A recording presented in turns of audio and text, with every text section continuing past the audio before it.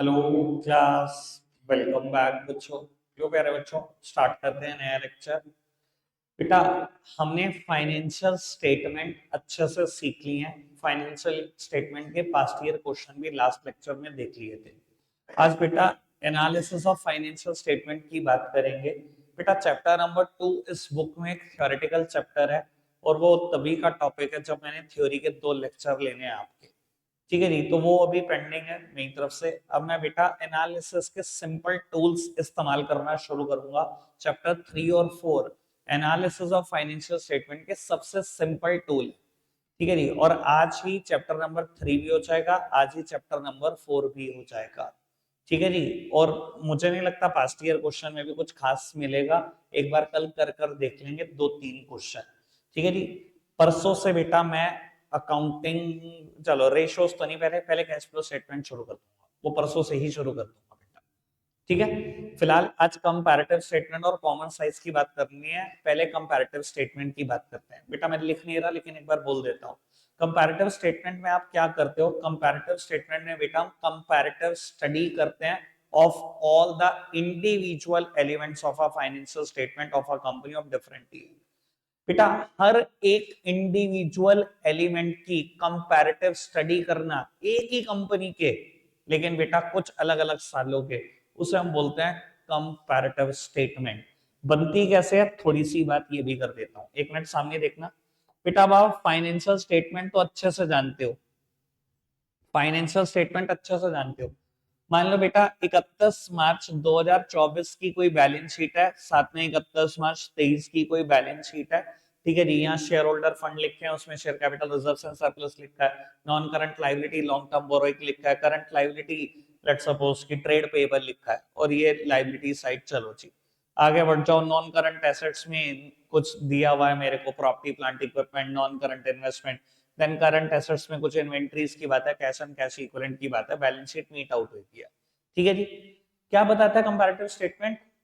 Comparative study करना हर individual element की। ये एक इंडिविजुअल एलिमेंट है शेयर कैपिटल, इसकी कंपैरेटिव स्टडी करना एक ही कंपनी के लेकिन डिफरेंट ईयर के। बेटा यानी कि इस ईयर की फिगर का इस ईयर की फिगर के साथ कंपैरिजन ही कंपैरेटिव स्टडी है, बस और कुछ नहीं है कंपैरेटिव स्टेटमेंट। ठीक है जी, लेकिन जब आप सॉल्यूशन करोगे तो कुछ बदल जाएगा। क्या बदलना है बता देता हूं बेटा। सबसे पहली बात, ईयर लिखने का सीक्वेंस ही बदल जाएगा। सबसे पहली बात बेटा, ईयर लिखने का सीक्वेंस ही बदल जाएगा।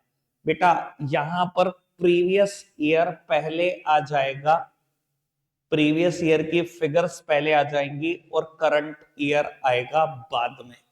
ठीक है जी, प्रीवियस ईयर की फिगर को हम हमेशा डिनोट करेंगे ए से, करंट ईयर की फिगर को बी से।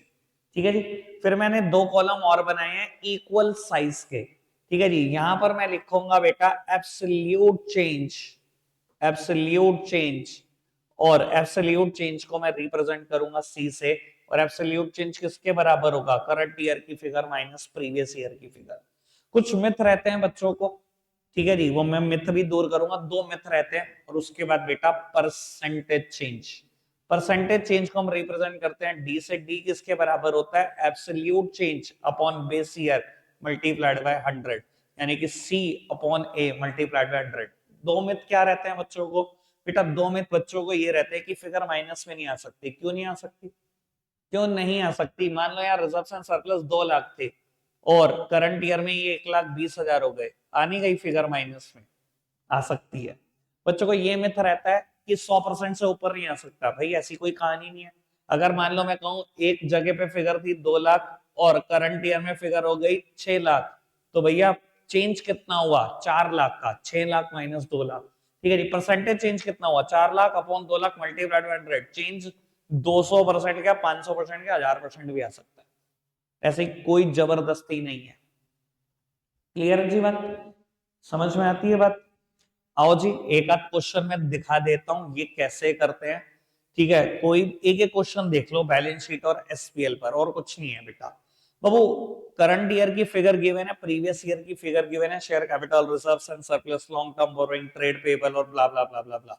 ठीक है जी। क्या हो गया होगा सॉल्यूशन में आपको भी पता है बेटा, प्रीवियस ईयर की फिगर पहले पहुंच गई होंगी, करंट ईयर की बाद में आ गई होंगी। शेयर कैपिटल 20 से 21 लाख हो गई, चेंज कितना, 1 लाख रुपए का, 1 lakh upon 20 lakh multiplied by 100, 5%। ठीक है जी, सारी फिगर के चेंज निकालने हैं, सारी फिगर के चेंज, दैट्स इट, बस यही है। ठीक है जी। एसपीएल पे क्वेश्चन देख लो। ठीक है जी, फिर ये ना लगे कि एसपीएल का क्वेश्चन नहीं दिखाया, कुछ नहीं, बिल्कुल मजाक है। लो जी, पहला ही क्वेश्चन देख लो। रेवेन्यू फ्रॉम ऑपरेशन, ये मेरे को प्रीवियस ईयर और करंट ईयर ही दिया हुआ है। ठीक है जी, अब इनकी इच्छा इन्होंने दे दिया, हमें कंपैरेटिव स्टेटमेंट में पहले प्रीवियस ईयर ही लिखना है, फिर करंट ईयर ही लिखना है।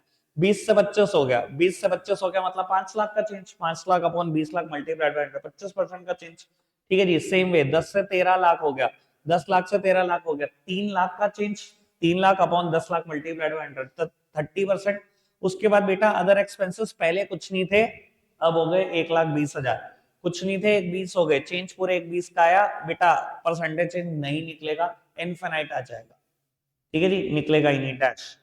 ठीक है जी बाबू, उसके बाद टोटल एक्सपेंसेस निकाल लेना, सारे एक्सपेंसेस को जोड़कर। यहाँ ये सारे एक्सपेंसेस की लिस्ट नहीं है, सारे एक्सपेंसेस क्या होते हैं, सीपीसी ईएफडीओ, वो आपको याद है, cost of material consume, purchase of SIT, change in the inventory of finished goods WIP SIT, employ benefit expenses, finance cost, depreciation and amortization, other expenses, इन सबका टोटल करके अदर एक्सपेंसेस आते हैं।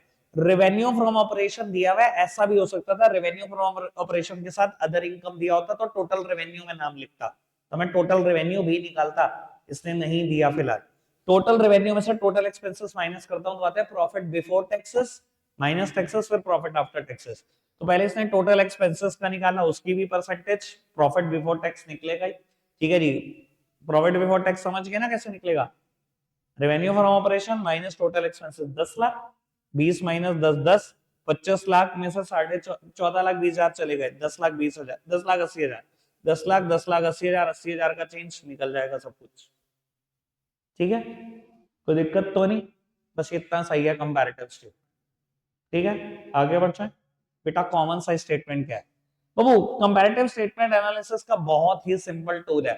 देखो, अगर बस आप ये कह सकते हो कि यहां से एनालिसिस से ये पता लग गया अच्छा रिजर्व एंड सरप्लस 80,000 से कम हो गए, ठीक है जी, कितना परसेंटेज में चेंज आया, माइनस का 40%। ठीक है जी, बस इतना सा ही एनालिसिस कर सकते हो, इससे कोई बहुत बड़ा एनालिसिस नहीं हो सकता। रेशो और कैश फ्लो अच्छे टूल है बेटा एनालिसिस के, भारी भरकम टूल है। ठीक है जी, सीए तक जाते हैं, फाइनल तक भी जाते हैं, ये थोड़ा हल्के लेवल के टूल है। कॉमन साइज स्टेटमेंट क्या होता है, जिसमें बेटा आप फाइनेंशियल स्टेटमेंट की सारी फिगर्स को प्रेजेंट करते हो ऐसा percentage of some common base. अगर मैं बैलेंस शीट की बात करूं तो बैलेंस शीट के लिए वो कॉमन बेस क्या होता है, टोटल ऑफ बैलेंस शीट कह लो, या टोटल ऑफ लाइबिलिटी साइड कह लो, या टोटल ऑफ एसेट साइड, तीनों का मतलब एक है बेटा। जो लाइबिलिटी का टोटल होगा वही एसेट्स का टोटल होगा, और वही बैलेंस शीट टोटल होगा। तो बेटा जितनी भी फिगर्स हैं उसको प्रेजेंट किया जाता है as a percentage of some common base, and that common base is total of financial statement. और अगर मैं एसपीएल की बात करूं तो एसपीएल के लिए बेटा वो क्या है, रेवेन्यू फ्रॉम ऑपरेशन। ठीक है जी, आओ जी समझते हैं इसको एक क्वेश्चन के साथ ही, बिल्कुल क्वेश्चन के साथ समझ लेते हैं इस चीज को। ठीक है जी, मैं नेक्स्ट चैप्टर की तरफ बढ़ूं। लो जी बेटा, ये है example number 2 common size statement का। अब देखो यहाँ पर ना थोड़ी सी ओछी हरकतें की गई हैं, थोड़े से भी फाइनेंशियल स्टेटमेंट के बारे में नहीं जानते होंगे तो कॉमन साइज तो भूल जाओ, फाइनेंशियल स्टेटमेंट ही पूरी नहीं कर पाओगे।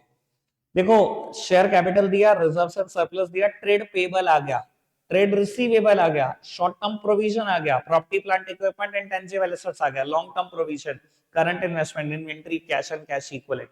ठीक है जी, मुझे सच्ची बताना इसमें से क्या क्या लाइबिलिटी साइड जाएगा।